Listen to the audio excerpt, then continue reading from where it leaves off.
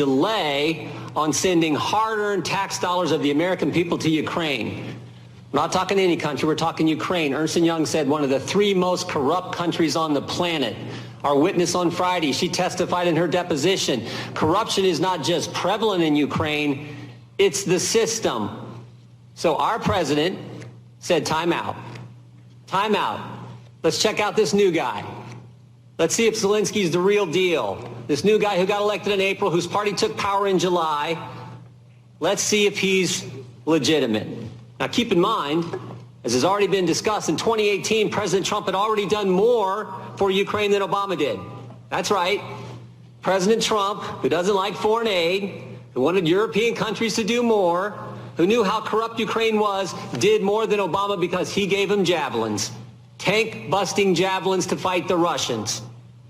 Our witnesses have said this, others have said this. Obama gave him blankets, Trump gave him missiles. But when it came time to check out this new guy, President Trump said, let's just see if he's legit. So for 55 days, we checked him out. President Zelensky had 5 interactions with senior U.S. officials in that time frame.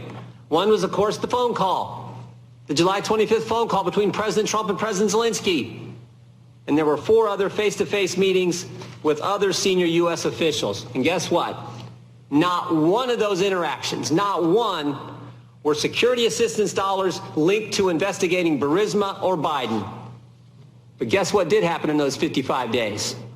U.S. senators, Ambassador Bolton, Vice President Pence, all became convinced that Zelensky was, in fact, worth the risk.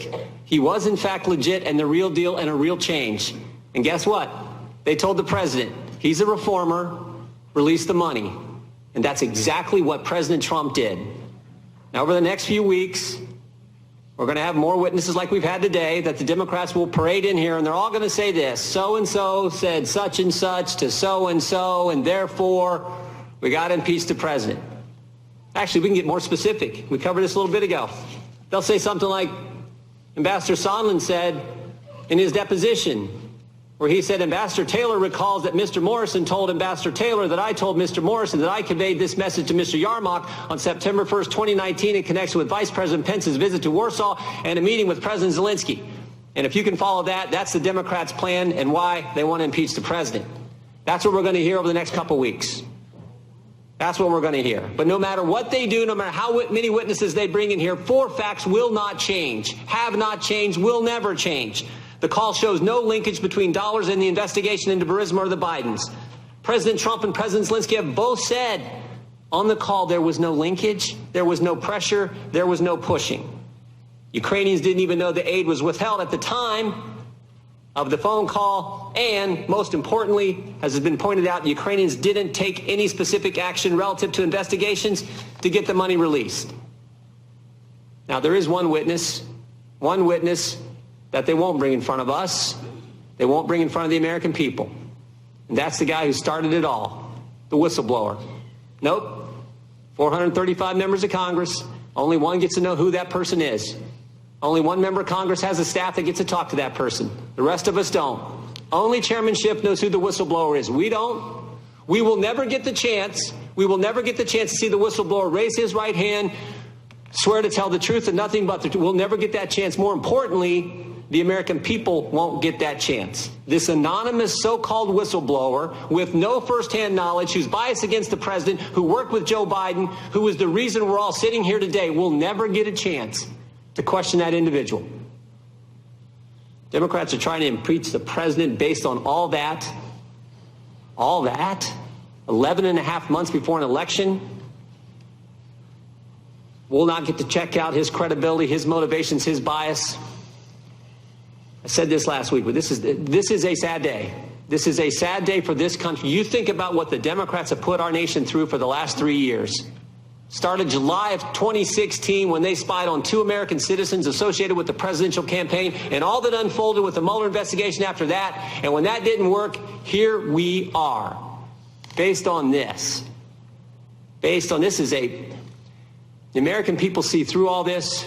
They understand the facts support the president. They understand this process is unfair. And they see through the whole darn sham. With that, I yield back.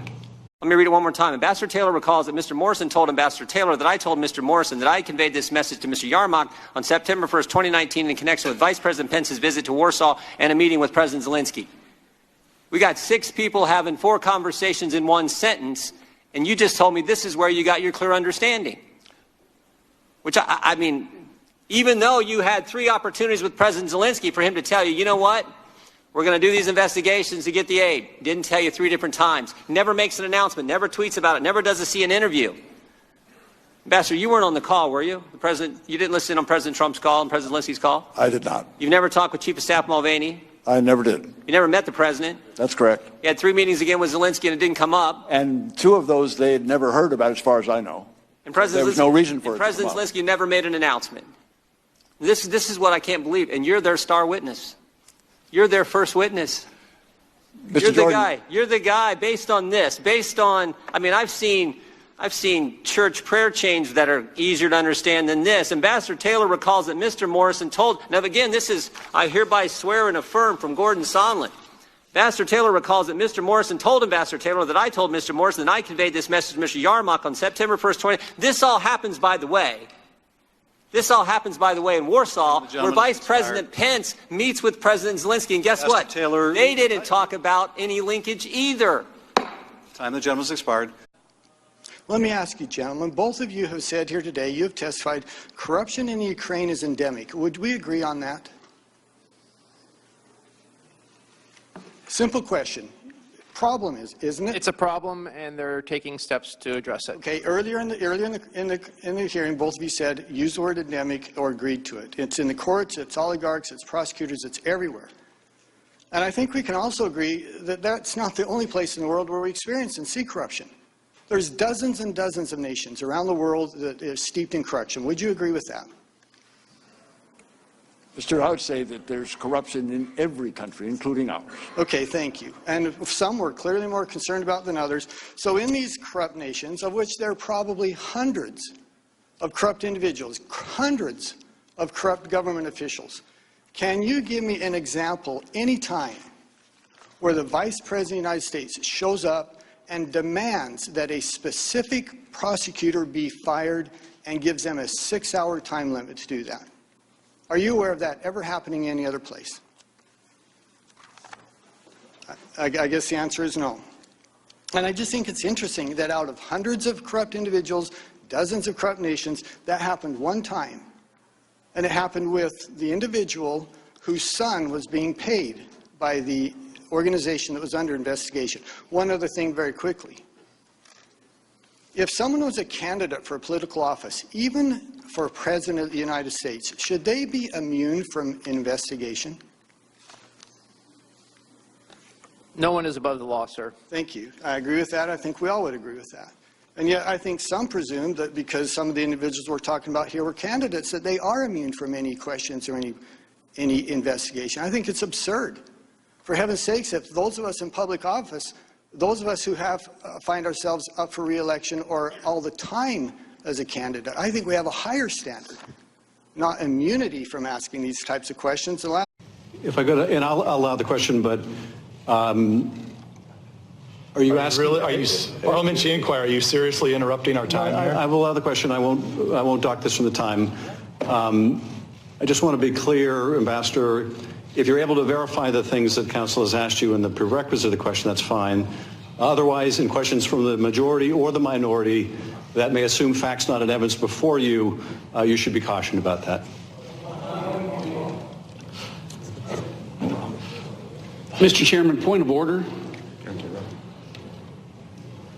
The time is with with Minority Counsel. Mr. Ratcliffe. Chairman,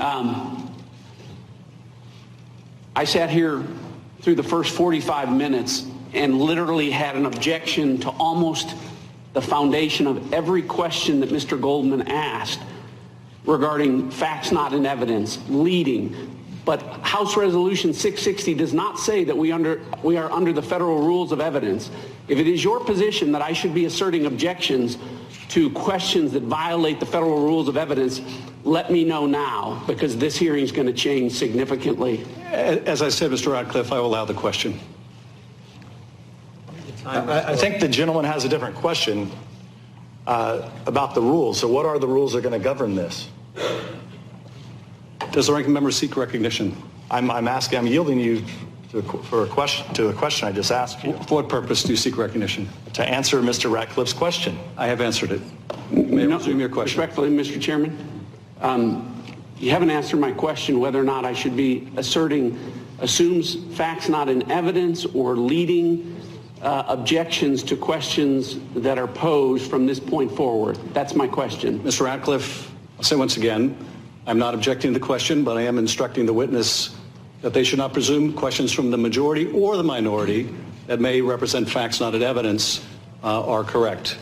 I have answered the question. We will resume the questioning and resume the clock.